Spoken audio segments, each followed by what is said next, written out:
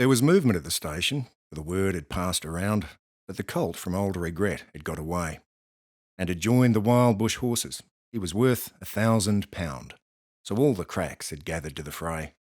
All the tried and noted riders from the stations near and far had mustered at the homestead overnight, for the bushmen love hard riding where the wild bush horses are, and the stock horse snuffs the battle with delight. There was Harrison, who made his pile when Pardon won the cup, the old man with his hair as white as snow. But few could ride beside him when his blood was fairly up. He would go wherever horse and man could go. And Clancy, of the Overflow, came down to lend a hand. No better horseman ever held the reins, but never horse could throw him while the saddle girths would stand. He learnt to ride while droving on the plains. And one was there, a stripling, on a small and weedy beast, who was something like a racehorse, undersized, with a touch of Timor pony, 3 parts thoroughbred at least, and such as are by mountain horsemen prized. He was hard and tough and wiry, just the sort that won't say die. There was courage in his quick, impatient tread, and he bore the badge of gameness in his bright and fiery eye and the proud and lofty carriage of his head. But still, so slight and weedy, one would doubt his power to stay, and the old man said, "That horse will never do. For a long and tiring gallop, lad, you'd better stop away. Those hills are far too rough for such as you." So he waited, sad and wistful. Only Clancy stood his friend. "I think we ought to let him come," he said. "I warrant he'll be with us when he's wanted at the end, for both his horse and he are mountain bred. He hails from Snowy River, up by Kosciuszko way, where the hills are twice as steep and twice as rough, where a horse's hoofs strike firelight on the flintstones every stride. A man that holds his own is good enough. And the Snowy River riders on the mountains make their home, where the river runs those giant hills between. I've seen full many horsemen since I first commenced to roam, but nowhere yet such horsemen have I seen." So he went. They found the horses by the big mimosa clump.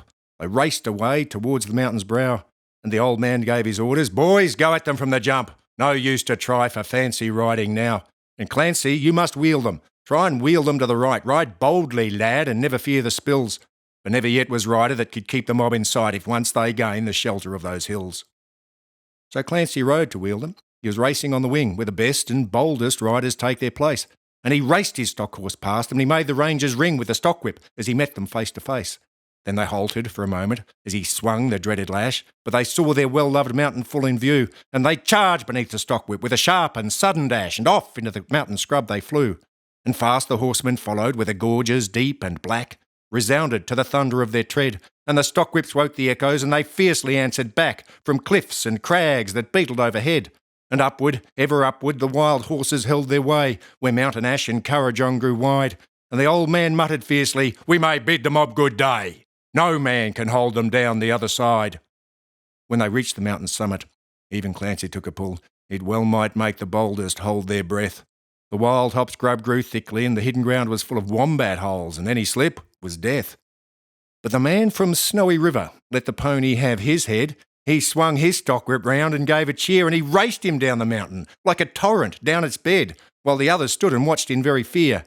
He sent the flintstone flying, but the pony kept his feet. He cleared the fallen timber in his stride, and the man from Snowy River never shifted in his seat. It was grand to see that mountain horseman ride. Through the stringy barks and saplings, on the rough and broken ground, down the hillside at a racing pace he went, and he never drew the bridle till he landed, safe and sound, at the bottom of that terrible descent. He was right among the horses as they climbed the further hill, and the watchers on the mountain, standing mute, saw him ply the stock whip fiercely. He was right among them still as he raced across the clearing in pursuit. Then they lost him for a moment, where 2 mountain gullies met, in the ranges, but a final glimpse reveals, on a dim and distant hillside, the wild horses racing yet, with the man from Snowy River at their heels. And he ran them, single-handed, till their sides were white with foam. He followed like a bloodhound on their track, till they halted, cowed and beaten. Then he turned their heads for home, and, alone and unassisted, brought them back. But his hardy mountain pony, he could scarcely raise a trot. He was blood from hip to shoulder from the spur.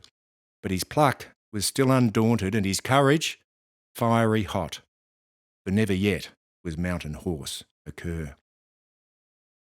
And down by Kosciuszko, where the pine-clad ridges raise, their torn and rugged battlements on high, where the air is clear as crystal and the white stars fairly blaze at midnight in the cold and frosty sky, and where, around the overflow, the reed beds sweep and sway to the breezes and the rolling plains are wide.